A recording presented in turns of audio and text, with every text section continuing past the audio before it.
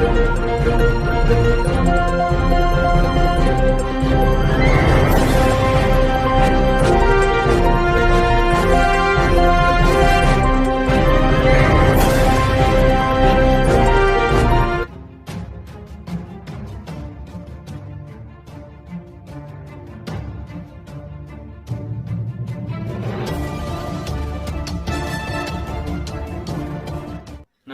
मैं आजाद भारद्वाज भारतीय media foundation के बीएम आज तक न्यूज चैनल में आपका स्वागत है।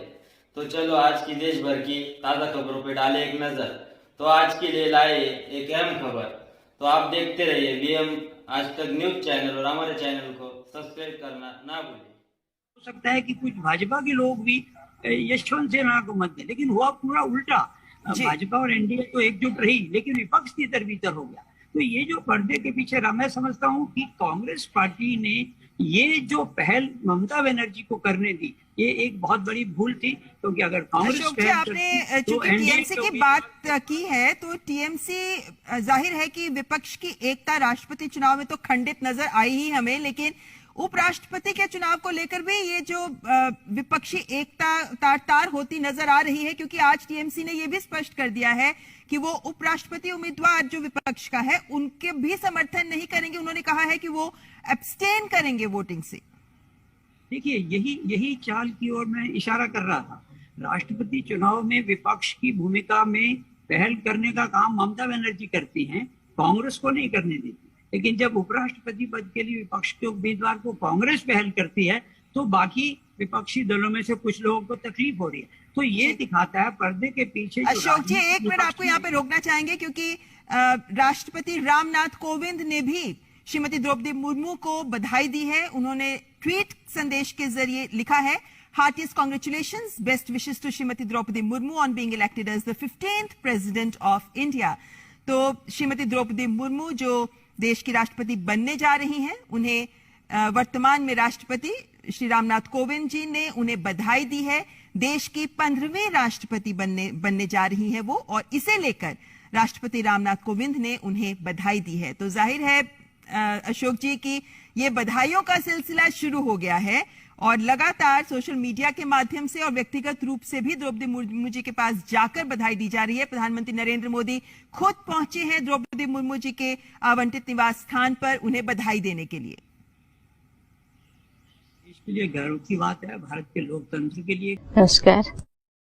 पहली बार तो आप ये पूछना चाहते हैं हम आपसे कि एक ऐसे पोजीशन पे रहते हुए जहां पर आप पूरे राज्य के प्रथम नागरिक के रूप में हैं, और वहां पर पहुंचने के लिए मैं समझता हूं एक बहुत तगड़ा पॉलिटिकल बैकग्राउंड होना चाहिए, जहां पर आपने लोगों की सेवा की है, लोगों से जुड़े हुए हैं। आपका सफर कैसा रहा पॉलिटिक्स के साथ? क्या कहीं से प्रेरणा थी कि भाई हम पॉलिटिक्स करें पहले से, या फिर ये एक एक्सीडेंटल चीज थी? क्योंकि मैं ऐसे एक फैमिली से बिलोंग करती हूँ जो poorest of the poor family से बिलोंग करती हूँ जी, और ऐसी सोसाइटी से बिलोंग करती हूँ। मैं तो कभी एक्सपेक्ट नहीं किया था कि मैं पॉलिटिक्स में जाऊं। मैं सोच रही थी कि थोड़ा पढ़ लिख लूं और नौकरी कर लूं और फैमिली को थोड़ा फाइनेंशियल सपोर्ट दूं, लेकिन मेरी जिंदगी में ऐसे ऐसे घटनाएं घटी तो मुझे नौकरी छोड़ना पड़ा। तो बच्चे जो बढ़ने लगी तो मेरे पास टाइम ही टाइम, सरप्लस टाइम मुझे मिल गया। तो मैंने सोचा कि कुछ काम करना चाहिए। मेरे पास कोई काम नहीं था। पब्लिक स्कूल में मैं ऑनररी टीचरशिप की जी, मैं पगार नहीं लेती थी जी जी। तो इससे भी मेरा टाइम बहुत ज्यादा फिर सरप्लस हो गया। तो कुछ सोशल इंस्टीट्यूट से मैंने जुड़ किया, सोशल वर्क किया बहुत सारा। गांव के लोग जो बहुत पिछले हैं, पिछले एरिया, वहाँ मैं ओडिशा से बिलोंग करती हूँ, मयूरभंज डिस्ट्रिक्ट जो ट्राइबल डोमिनेटेड डिस्ट्रिक्ट है। ट्राइबल लोग एजुकेशनली सोशली बहुत बैकवर्ड, मैं उनके लिए काम किया जी। मुझे लगता है कि लोगों का नजर मेरे ऊपर पड़ा, मेरे पीछे पड़ गए कि आपको तो पॉलिटिक्स ज्वाइन करना चाहिए। तो आप सोशल वर्क कर रहे हैं, आप इतना टाइम दे रहे हैं, फैमिली को दे रहे हैं। नहीं, मुझे नहीं जाना है क्योंकि बच्चे बहुत छोटे हैं। लेकिन मेरे पीछे ऐसे वो लोग पड़ गए कि वो मेरे पतिदेव को वो लोग समझने लगे। तो उन्होंने भी कहा नहीं देखिए, मैं तो मैं ऐसे सोसाइटी से बिलोंग करती हूँ जो अभी तक उनका सोच बदला नहीं। एक महिला जब सोसाइटी से बाहर, घर से बाहर जाएगा तो तरह तरह के, क्योंकि आप जो कहते थे कि पॉलिटिक्स को थोड़ा दूसरे नजर से लोग देखते हैं, बिल्कुल लोग ऐसे समझते हैं पॉलिटिक्स एक डर्टी वाटर है, वहां पर जाना नहीं चाहिए। और फिर एक वोमेन के लिए, एक फिर ट्राइबल वोमेन के लिए जो गांव के हैं, गांव के लोगों का सोच तो ठीक नहीं है। तो मैंने सोचा आप जो चाहते हैं, लेकिन वो कभी रात को भी 24 आवर सर्विस, कभी कहाँ क्या हो गया मुझे जाना पड़ेगा, तो इसके लिए आपको मेंटली आपको प्रिपेयर होना पड़ेगा। तो उन्होंने कहा कोई बात नहीं। तो मुझे ऐसे किट मिला तो लोगों ने मुझे मेरे लिए काम किया, मैं जीत गया, फिर वाइस चेयरमैन बन गया और एक नोटिफाइड एरिया काउंसिल में। मेरा गांव में अपना गांव है, लेकिन वो बच्चे जो पढ़ने के लिए फिर वहाँ इतना सुविधा नहीं था, इसीलिए हम टाउनशिप में रहने लगे। तो टाउनशिप में फिर मुझे वाइस चेयरमैन बना दिया गया और मुझे कुछ काम दिया गया। वो काम को मैं ऐसे किया कि हर कोई अप्रिशिएट किया जी। तो मुझे वो भी टर्म खत्म नहीं हुआ, मुझे फिर टिकट दिया गया कि एमएलए की, एमएलए भी बन गई, फिर मुझे मंत्री बना दिया गया। मंत्री तो बन गई, फिर वहां भी बहुत अच्छा काम किया। मुझे इससे फिर दूसरा टर्म भी मुझे अवार्ड भी मिला, अवार्ड मुझे बेस्ट एमएलए का अवार्ड मिला। और मंत्री में भी मुझे जो डिपार्टमेंट, मुझे 2-3 डिपार्टमेंट दिया गया, मैं बहुत अच्छा काम किया। तो इसके बाद फिर मेरे जीवन में बाढ़ आ गया, भूकंप आ गया, सुनामी आ गया। पॉलिटिक्स में तो थी, लेकिन मैं बहुत स्पिरिचुअल, जहाँ पे भी भजन कीर्तन होता था, जहाँ प्रवचन होता था, मुझे जाती थी। मुझे कोई अजीब सी खिंचाव है जी। बहुत सारे किताबें पढ़ती थी, मुझे बहुत अच्छा लगता था। उसी माइंड के मैं हूँ, मैं किसी को दुख देना, किसी के दुख दर्द को बांटना मुझे बहुत अच्छा लगता था। तो फिर भी इतने करने के बाद भी मेरे जिंदगी में बहुत ज्यादा भूकंप आ गया। 2009 में मेरा बेटा, तो 25 साल का बेटा देहांत हो गया। सोया था, बस सुबह उठा तो बेटा नहीं। तो बहुत धक्का लगा मुझे, फ्रस्ट्रेशन आ गया, डिप्रेशन आ गया।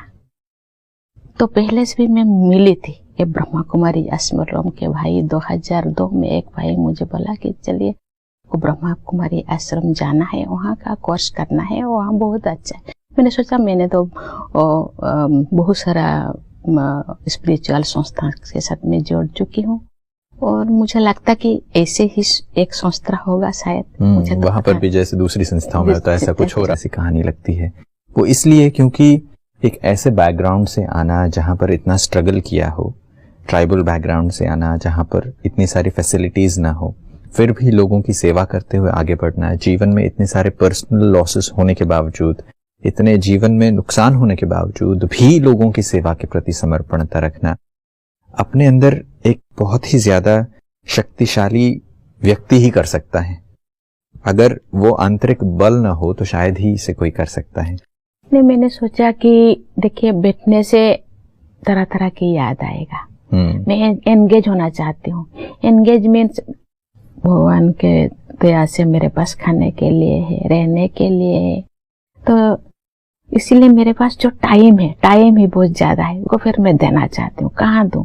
मैं तो अर्निंग करने का जरूरत नहीं है, कुछ तो खाने के लिए है। अभी एज हो गया है, 2 रोटी खाना है, बस हो गया। 2 रोटी के लिए और तो कुछ कमाना नहीं, इसलिए मुझे देना है, सोसाइटी को देना है। जो लोग ऐसे ऐसे मेरे जैसा बहुत सारे ऐसे प्रॉब्लम्स में, मुझे तो थोड़ा बहुत खाने को मिल रहा है, लेकिन जो लोगों को कुछ भी नहीं, उनके लिए कुछ करना, उनके लिए जीना है, उनके लिए मुझे कुछ करना है। बिल्कुल, हिंदी में कहा जाता है कि वह जीना भी क्या जीना है जो खुद के लिए और मर जाए जो, यह राजयोग अमृत घोलो औरों का भला हो जाने दो। जब हम दूसरों की भलाई के बारे में सोचते हैं, दूसरों के लिए जब कुछ करने के बारे में सोचते हैं, तो मैं समझता हूँ हमारा जीवन एक उदाहरण बन जाता है। जैसा आपका जीवन आज है, बहुतों के लिए प्रेरणादायी है। ये आपके जीवन से संबंधित घटनाओं के साथ मैं एक प्रश्न ये पूछना चाहता हूँ कि आध्यात्मिकता आपको कितना बल देती है? आज के समय में जो हमारे दर्शक हैं, उनको आप क्या कहना चाहेंगे कि आध्यात्मिकता कितना जरूरी है? आज मैं आपके सामने 2 शब्द जो बोलने के लिए मुझे जो ताकत है, आध्यात्मिकता का ही बोलते। क्योंकि मैं शायद कुछ बोलने से कोई सच समझेंगे या नहीं मुझे पता नहीं, लेकिन लोग कहते हैं आप कैसे 3:30 बजे उठ जाते हैं, आप कैसे मैनेज करते हो। वो कहते हैं अच्छा गवर्नर मैडम क्या कर रहे हैं दिन भर, कैसे वो टाइम पास कर रहे हैं। मैंने बोला देखिए कभी कभी मुझे शरीर थोड़ा खराब लगता है तो नींद आ जाता है, तो फिर भी मुझे कोई बोलता है कि तुमको उठता है 3:30 बजे, 3:30 बजे कोई मुझे बोलता है उठो। लोग कहते हैं आपका एज हो गया, एज होने से कहते हैं कि नींद नहीं आता मुझे, लेकिन 9:30 बजे 10 बजे नींद अपने आप आ जाता है। कुछ कहाँ भी जाती हूँ, कोई भी सब्जेक्ट मुझे दे देते हैं, मैं बोल लेती हूँ। मैं इतना पढ़ाई लिखाई नहीं हूँ, जो जस्ट मैंने ग्रेजुएट ही किया है, लेकिन मुझे पता नहीं ये जो बॉल है आध्यात्मिक बॉल जरूर मुझे कुछ देता है। मैं तो यही विश्वास करती हूँ, मुझे ये तो विश्वास के ऊपर निर्भर करे, वो विश्वास करेंगे या नहीं मुझे पता नहीं, लेकिन मैं खुद के ऊपर, भगवान के ऊपर और परमात्मा के ऊपर मुझे बहुत विश्वास है। शायद अगर ये विश्वास बना रहे तो जीवन में बहुत सारी चीजें आसानी से हो सकती हैं। और आपका जीवन वो उदाहरण रहा है कि भाई जहां लोगों की सेवा करते करते जब आप चीजें करते हैं, निस्वार्थ भावना से जब करते हैं, अपने नुकसान को किनारा करके, भले जो नुकसान हो गया उसके बारे में ज्यादा समय न देते हुए जब दूसरों की सेवा में आप अपने आप को लगाते हैं, ईश्वर के साथ को अपने साथ रखते हैं, अपने सही पहचान को समझते हैं, तो शायद तब आप उन्नति की सीढ़ी पर पहुंचते हैं। आप एक ऐसे शिखर के इस पोजीशन पर पहुंचते ही बहुत सारे लोग आपसे बहुत सारी अपेक्षाएं करते हैं। आखिरी प्रश्न मैं आपसे ये पूछना चाहूंगा, मैं प्रश्न से ज्यादा एक मैसेज आपसे लेना चाहूंगा कि बहुत सारी ऐसी बच्चियां हैं, लड़कियां हैं जो शोषण के शिकार हैं, उनको इक्वल अपॉर्चुनिटीज नहीं मिलती, उनको वो प्लेटफॉर्म नहीं मिलता आगे बढ़ने के लिए हो, लड़कियां हैं इसलिए। ऐसे समाज में जहां पर ये भेदभाव होता है, ऐसे समाज के प्रति भी, हमारे दर्शकों के प्रति भी और उन लड़कियों के प्रति भी आपका क्या मैसेज है, आप क्या शुभकामनाएं देंगी? देखिए आज गवर्नमेंट, एक दिन था जो गवर्नमेंट भी नजरअंदाज करते थे, लेकिन आज गवर्नमेंट लड़कियों के लिए इतने सुविधाएं दी है, लेकिन अवेयरनेस की जरूरत है, लड़की को जानकारी की जरूरत है। लड़की लोग अभी इतने हॉस्टल है, इतने सारे एनजीओ है लड़कियों के लिए काम करते हैं। आज भी जो झारखंड में हूँ, आज भी लड़की को छोटेपन में ही शादी कर देते हैं, लेकिन कुछ लड़की लोग भाग जाते हैं और हॉस्टल में रहने लगते हैं, क्योंकि वो मेंटली और स्ट्रांग होने की जरूरत है, अवेयरनेस की जरूरत है, जानकारी की जरूरत है। इसीलिए अपने आप को कभी छोटा मत समझना, इक्वल समझना है। मन को कभी भी मैं कभी भी अपने आप को मैं आदिवासी हूँ, मैं ऐसे हूँ, कभी भी मैं सोचा नहीं मुझे होगा, क्योंकि ये मुझे ऐसे सोचते हो जो मुझे करके दिखाना है, मुझे ज्यादा बल मिलता है। यस वो मुझे ऐसे बोला, ठीक है मैं करके दिखाऊंगी। तो कभी भी हिम्मत नहीं हारने, वो जुनून होना चाहिए, जुनून होना चाहिए।